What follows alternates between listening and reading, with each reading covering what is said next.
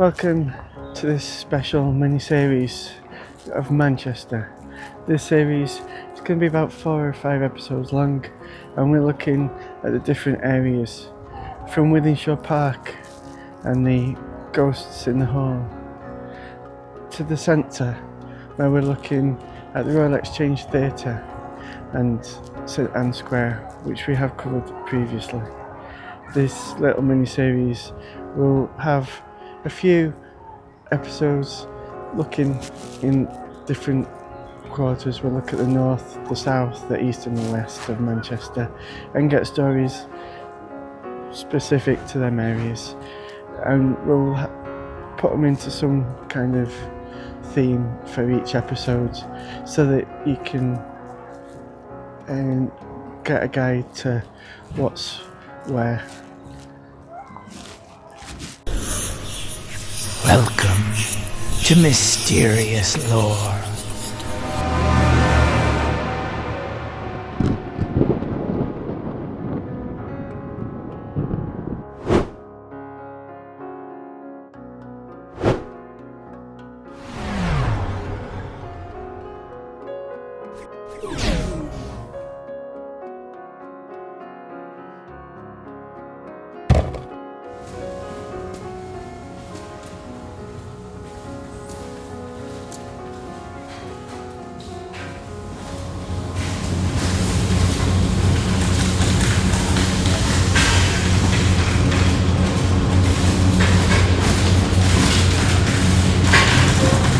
South Manchester is known for its parks, its universities and its quiet neighbourhoods, but beneath the surface lies a history of war, poverty and tragedy.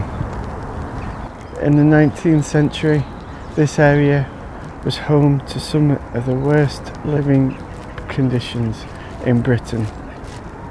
Thousands lived and thousands died in places now almost completely erased. Some believe not everything left. Wythenshawe Hall, the Civil War ghost.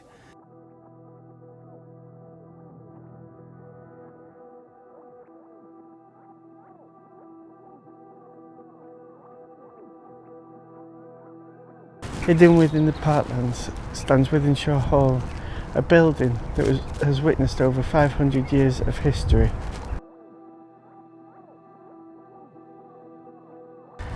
In the 1640s, during the English Civil War, the hall was besieged, cannons fired and the walls shook and lives were lost.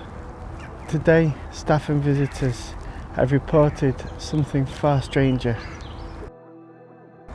Doors slamming, footsteps in empty rooms and the feeling of being watched. One figure appears again and again, a woman in white. Some believe she's tied to the hall's violent past, others say something darker remains.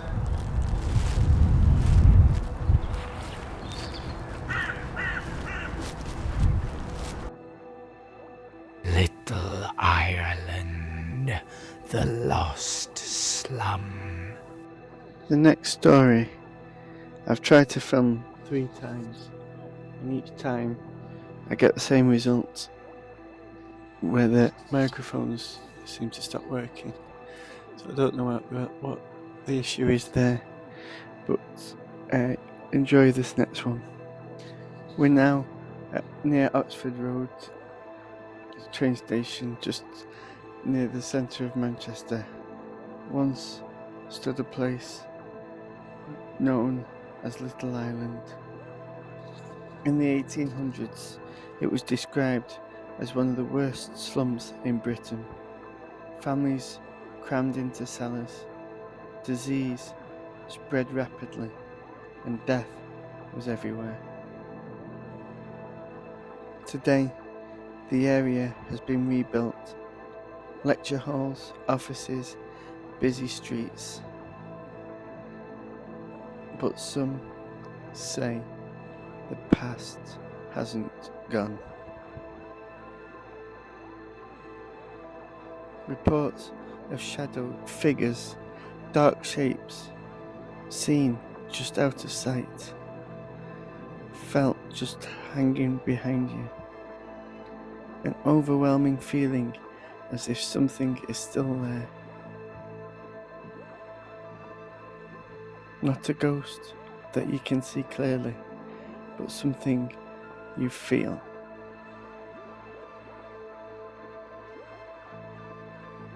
The echoes of Peterloo Massacre.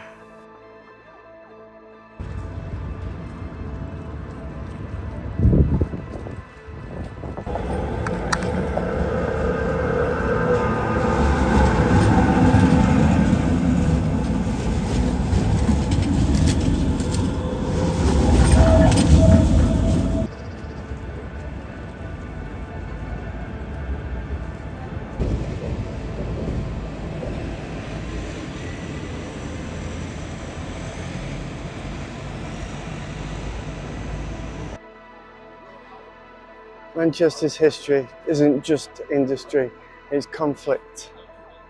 In 1819, St Peter's Square, where we are now, a nice modern urban area, was just fields. It was the site of one of Britain's most famous massacres, the Peterloo Massacre.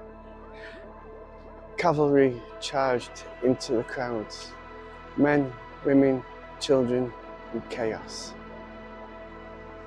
Ever since, some believe the echoes never left.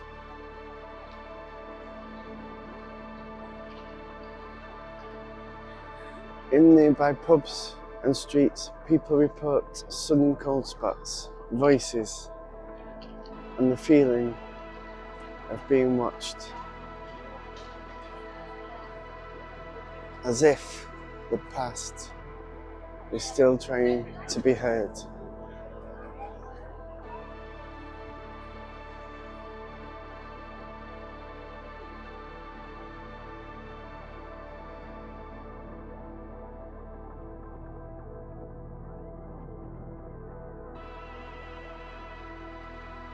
The shadows of Ancoats Mills.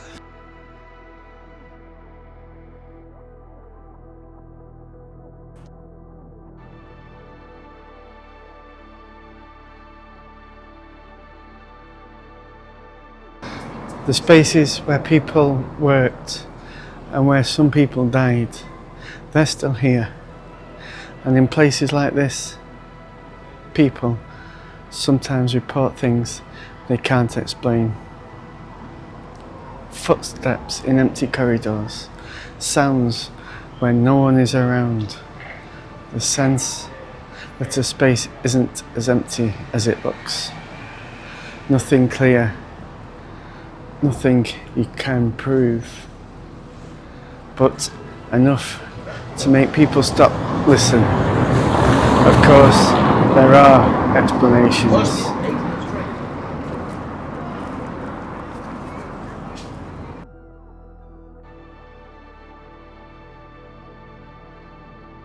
A curious disturbance at Victoria Mill. In the late 1800s, Manchester was a cottonopolis. The mills didn't just define the skyline, they defined people's lives. Children worked long hours, hands small enough to reach into the dangerous machinery. At Victoria Mill, one story refuses to fade.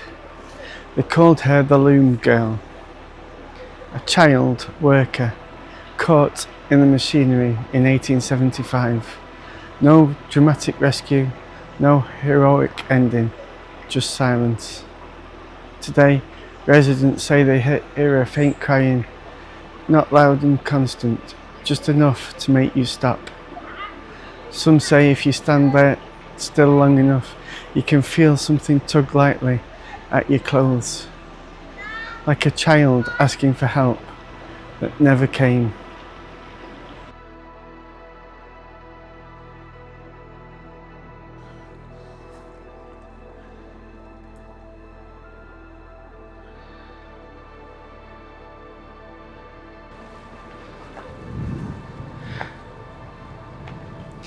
Every mill had someone in charge, and in Victoria Mill he was known simply as the overseer. Strict, relentless and feared. He died in a collapse around 1900, crushed under the very industry he controlled. But workers say he never clocked out. Heavy footsteps echoed around the empty staircases, a voice sharp and sudden cutting through the silence. Back to work. Every now and then, in the converted apartments, people report hearing him still, checking the floors, making sure no one ever rests.